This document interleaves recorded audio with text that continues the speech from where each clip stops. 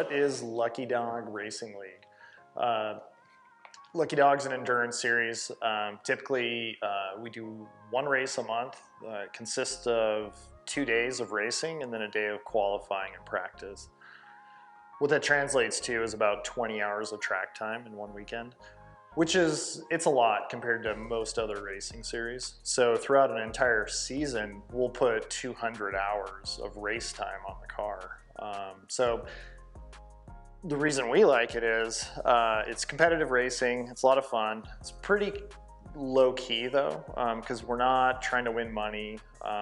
It's all kind of just for fun. But what we get out of it is a ton of driving experience and just enjoyment from that side. But we also learn a lot about the cars, the engines, what a specific motor can take. You know, we compress years of road driving time into a couple of weekends of racing.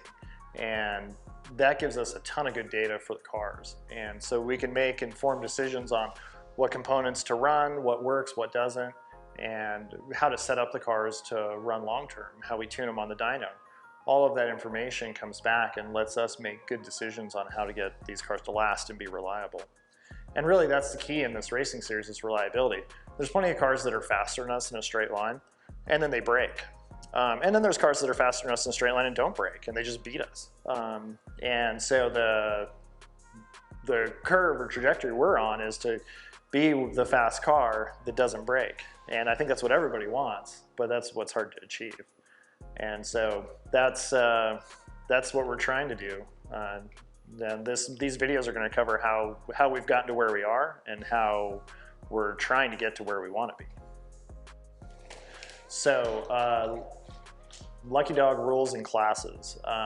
They basically have 3 classes, A, B, and C. A is the fastest, C is the slowest. And rules are essentially, there aren't any. You can do whatever you want to your car. There's safety rules like any racing series has, but it's not a spec series. There's no limitations on how much power you can have. And really the only other rule is what tire you have to run. And we have a spec Hankook RS4 200 treadwear street car tire, which is actually a great track day tire as well. One of the things I like about that tire for this series is we can do 20 hours of runtime on one tire. It's still pretty good by the end of the race. If we could throw on, well, we could throw on new tires for each day of the race. We could qualify in a set, race day 1 in a set, race day 2 in another set, and the car would probably be a little bit faster, but it's kind of in the noise. What's really important is consistency, good pit strategies, and not getting called in on black flags for passing under yellow. Don't bump into other cars. You know, it's a no contact series. So if you're rubbing with another car in the series, you're going to come in and you're going to talk to somebody about it. And that pretty much guarantees you're not going to get on the podium. So we try and avoid that. Not only because we don't want to damage the car, but it ruins any chance of winning for the weekend. Another neat thing about the Lucky Dog Racing Series is you don't have to have any racing experience to come out. You could just do a track day, learn how to drive a car a little bit, and then actually come out and race in the series.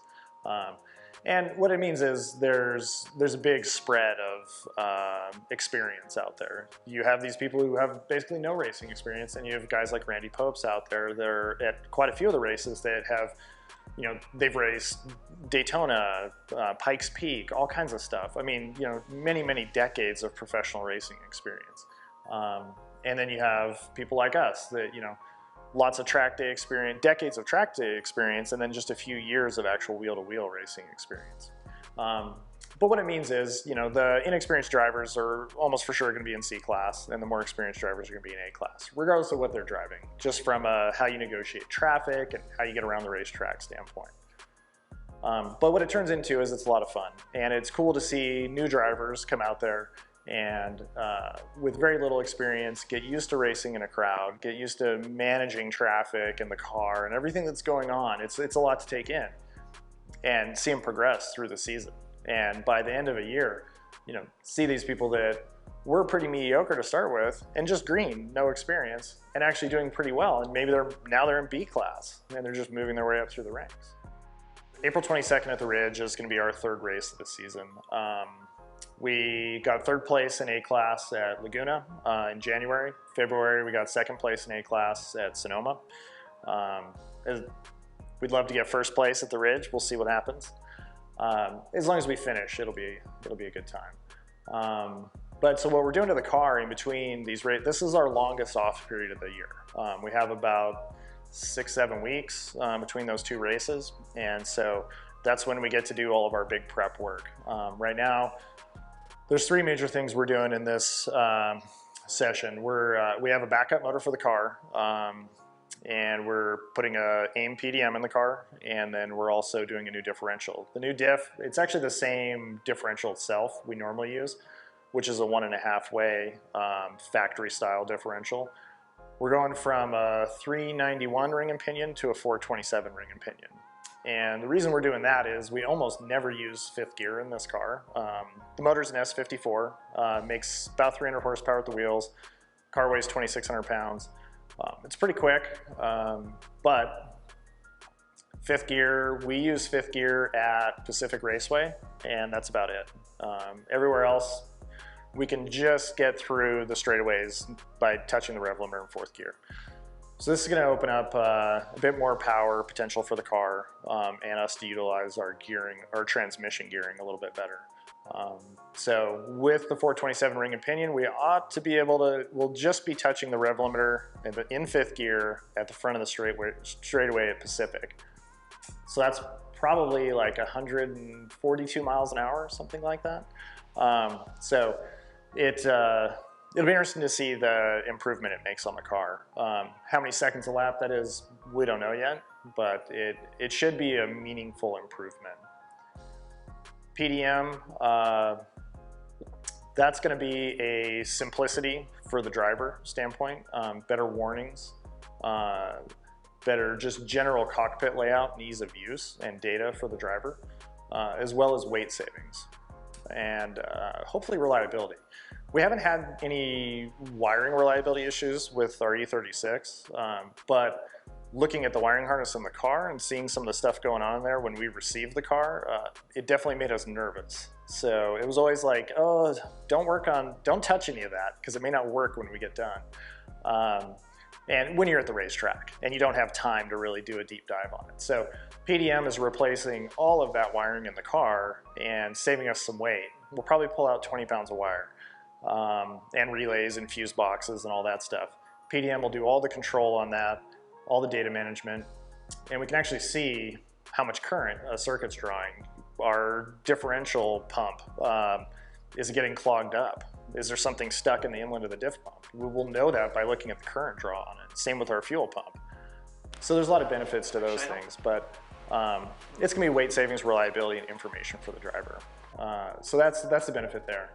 And then the final thing is the motor. So we run an S54 in there, and they have a couple of problems from the factory. Well-known one's rod bearings. So the first thing we do on all these motors is new rod bearings from VAC Motorsports, ARP rod bolts. This particular motor, we got it as an early motor, which has 11mm rod bolts. Turns out it's actually a late motor.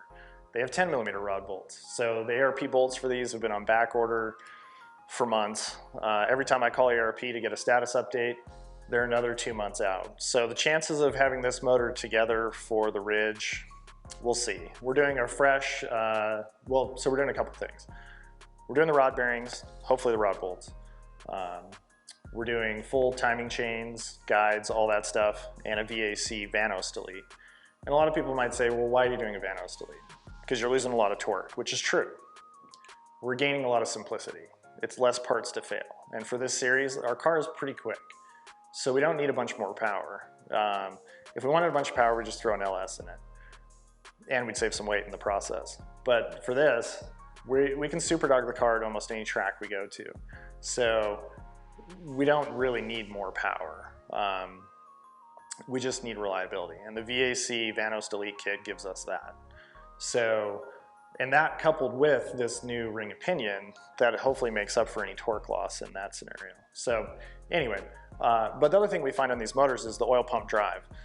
The oil pump drive chain rubs on the front pickup of the oil pump in the oil pan when they wear out, when the chain stretches or the tensioner gets old, and it starts sawing a hole through the pickup. So then once that hole actually breaches that tube, the pump will suck air in rather than oil if it has the opportunity.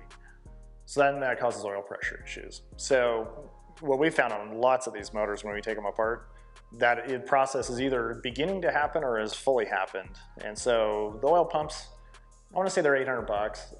So they're not cheap, but they're also can be hard to find. They're not necessarily always available.